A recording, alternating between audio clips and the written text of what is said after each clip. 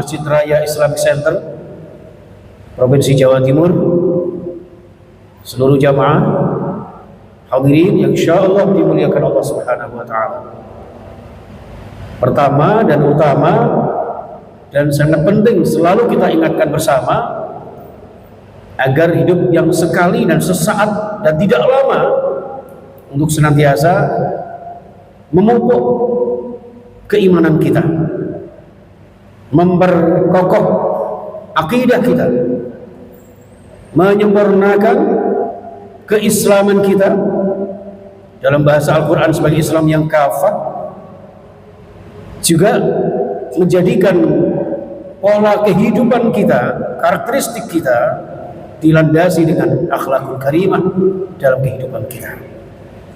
Yang kesemuanya ini jamaah sekalian semata-mata dalam rangka menunaikan tugas mulia kita, menunaikan perintah-perintah Allah Subhanahu wa taala, meninggalkan larangan-larangannya, yang kesemuanya itu adalah merupakan makna bertakwa kepada Allah Subhanahu wa taala. Jamaah sekalian rahimakumullah, salah satu indikasi ketakwaan seorang mukmin, seorang muslim, jamaah sekalian, sebagaimana digambarkan di surah Al-Hajj ayat 32, dzalika wa man yu'azzim sya'airallah fa innaha min taqwal qulub. Al-ayat sadaqallahul azim. Dzalika, demikianlah perintah Allah. Jadi ada beberapa ayat yang sebelumnya menjelaskan betapa sangat kompleksnya perintah Allah Subhanahu wa taala. Yang tentu perintah demi perintah ini jamaah sekalian adalah untuk kebahagiaan kita sebagai manusia, makhluk yang paling sempurna, makhluk yang paling dimuliakan Allah Subhanahu wa taala. Antara lain disebut dengan ahsani taqwim, juga disebut dengan walaqad karramna bani Adam, yang sangat viral di surah Al-Hujurat 13, inna akramakum indallahi atqakum. Jadi benar-benar manusia ini begitu dimuliakan Allah Subhanahu wa taala Meskipun kadang-kadang manusia ini menutup dirinya dari rahmat Allah Subhanahu wa taala yang menjadikan penciptaannya begitu sempurna.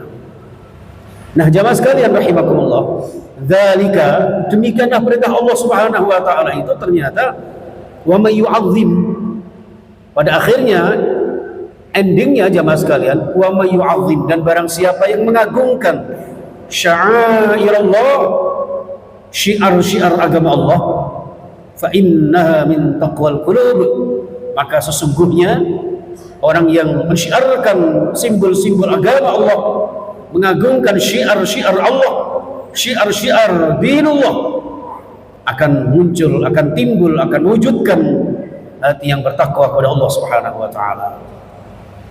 Jamaah sekalian, mungkin kita masih ingat sabda Rasulullah, at-taqwa hahuna. Beliau ulangi 3 kali jamaah sekalian sambil mengarahkan jari telunjuk beliau ke arah dada beliau. Taqwa hahuna, at-taqwa hahuna. Takwa itu di dalam hati. Jadi selaras dengan ayat ini jamaah sekalian, sya'airallah, syiar-syiar agama Allah akan menuntun jiwa seorang hamba yang kemudian hatinya benar-benar bertakwa. Bertakwa yang tidak sebatas retorika, apalagi formalitas semata. Inilah jamaah sekalian rahimakumullah, maka berbagai macam cara Allah Subhanahu wa taala menuntun hati kita agar kita senantiasa abadi istiqamah dalam takwa Allah, dengan salat kita, dengan puasa kita, bahkan dengan haji kita, ya, selalu pada akhirnya ada ketakwaan kepada Allah Subhanahu wa taala. Jamaah sekalian rahimakumullah, termasuk juga ketika mensyiarkan agama Allah Subhanahu wa taala, maka perlunya ketika hari-hari istimewa, bulan-bulan penting seperti Rabiul Awal saat ini jamaah sekalian, sebagai orang yang bertakwa kepada Allah Subhanahu wa taala tentu akan senantiasa memupuk keimanan ketakwaannya dengan mensyiarkan agama Allah Subhanahu wa taala. Maka jamaah sekalian rahimakumullah, di dalam ayat yang lain Allah Subhanahu wa taala juga menyebutkan falidzalika falyafrahu. Inilah jamaah sekalian rahimakumullah, qul bifadlillah wa birahmatihi wa bidzalika falyafrah. Katakan Muhammad, bifadlillah, dengan fadlnya Allah Subhanahu wa taala. Dalam tafsir Abdullah bin Abbas disampaikan yang dimaksud fadlullah adalah al-ilmu. Al-fadlullah wa al-ilmu. Ilmu apa saja yang kita raih jamaah sekalian, ini adalah fadlnya Allah Subhanahu wa taala. Dan wa rahmatihi, dengan rahmatnya Allah Subhanahu wa taala, yakni kehadiran Rasulullah Muhammad sallallahu alaihi wasallam, sang penerbit fajar kita, sang pembawa hidayah Allah Subhanahu wa taala, sebagai sayyidul anbiya wal mursalin, yang kemudian membawa output dakwah beliau dengan rahmatan lil alamin. Itulah yang disebutkan kemudian kul bifadlillah wa birahmatihi falidzalika falyafrahu. Maka dengan ilmu yang diberikan Allah kepada kita jamaah sekalian, dan juga rahmat Allah berupa kehadiran Rasulullah, maka bergembiralah, bersukacitalah. Kenapa? Karena kita diberikan derajat yang mulia oleh Allah Subhanahu wa taala. Dalam konteks ilmu, Allah menegaskan Al-Mujadalah ayat 11, yarfa'illahu alladhina amanu minkum walladhina utul ilma darajat. Allah pasti mengangkat derajat hamba-hambanya, yang pertama yang beriman, yang kedua yang berilmu. Ini jamaah sekalian. Kemudian rahmat Allah berupa Muhammad, maka ketika kita bersuka cita, ketika kita mensyiarkan agama Allah melalui maulid Rasulullah sallallahu alaihi wasallam, maka Allah pun akan memuliakan kita. Kenapa?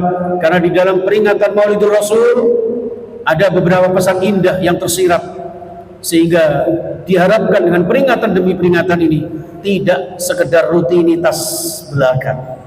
Yang harus kita raih adalah esensi peringatan demi peringatan ini, agar kemudian yang pertama kita semakin dekat dengan Al-Quran. Kenapa dengan Al-Quran?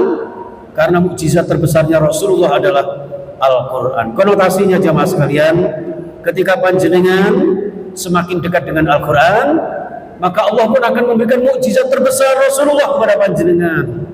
Beda dengan mukjizat para nabi yang lain.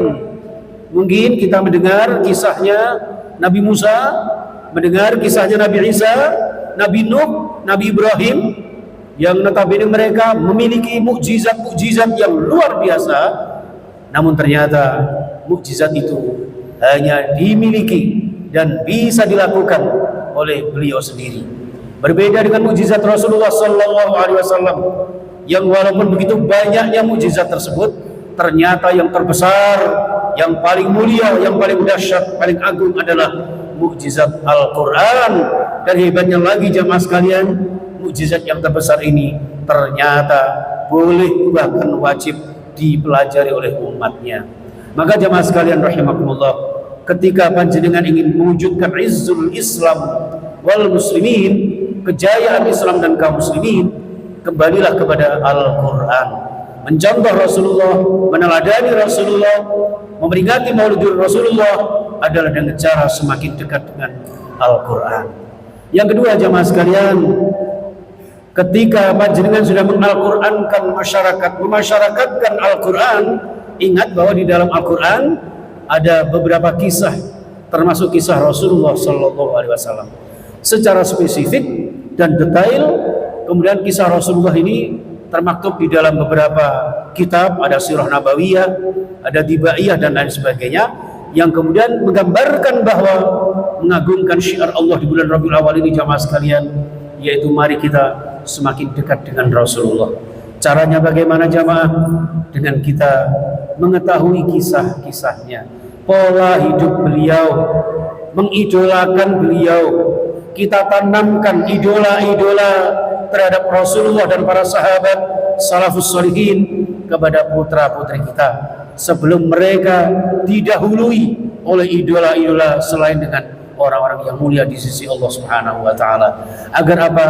Agar diri kita, keluarga kita, masyarakat kita bisa mencontoh teladani Rasulullah sallallahu alaihi wasallam yang memang fungsi utama diturunkan Allah, memang fungsi utama diutusnya Rasulullah adalah laqad kana lakum fi Rasulillahi uswatun hasanah. Jadi memang sungguh adanya Rasulullah ini untuk kita teladani. Terlepas dari anjuran kita bersolawat, ya ayyuhalladzina amanu shollu alaihi wa sallimu taslima, tapi yang paling penting adalah sejauh mana kita mencontoh teladani Rasulullah, baik secara personal maupun secara kultural.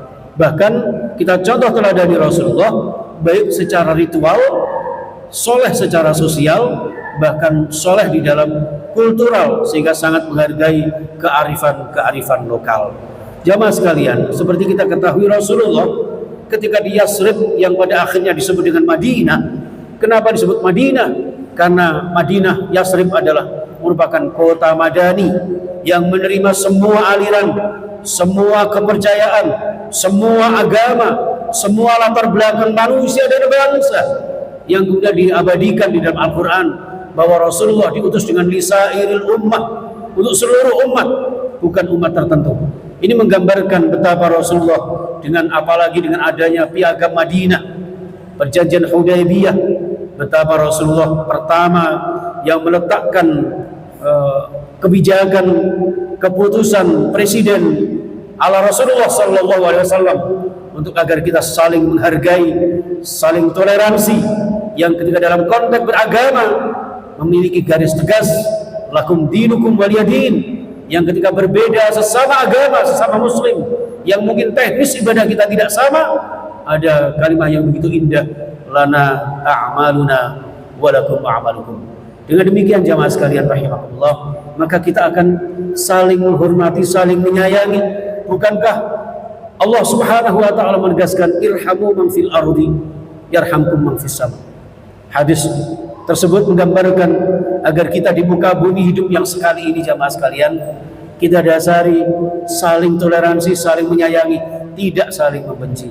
Pilihan boleh beda, persatuan wajib kita jaga agar kita senantiasa diturunkan rahmat Allah Subhanahu wa taala, bahkan rahmat Allah Subhanahu wa taala selaras segaris lurus dengan keimanan dan ketakwaan panjenengan semuanya. Allah menegaskan, walau anna ahlul qura amanu wattaqaw la fatahna 'alaihim barakatin minas samai wal ardh. Walau anna ahlul qura, andaikan suatu bangsa, suatu lingkungan beriman bertakwa kepada Allah Subhanahu wa taala, la fatahna 'alaihim barakatin minas samai wal ardh. Kita menghendaki, kita mengharapkan barakah Allah Subhanahu wa taala turun di dalam lingkungan kita, diturunkan oleh Allah di dalam lingkungan kota, negara, bangsa tercinta Indonesia, agar senantiasa negeri kita menjadi negeri yang baldatun thayyibatun wa rabbun ghafur, negeri yang indah, yang ketika ada salah Allah segera mengampuninya, dan kita semuanya senantiasa dalam ridhonya, barakah dunia sampai akhirat kita. Amin ya rabbal alamin. A'udzu billahi minasy syaithanir rajim. Bismillahirrahmanirrahim. Wal 'ashri innal insana lafi khusr إلا الذين آمنوا وعملوا الصالحات وتواصوا بالحق وتواصوا بالصبر. بارك الله لي ولكم في القرآن العظيم ونفعني وإياكم من الآيات والذكر الحكيم وتقبل مني ومنكم تلاوته إنه هو السميع العليم.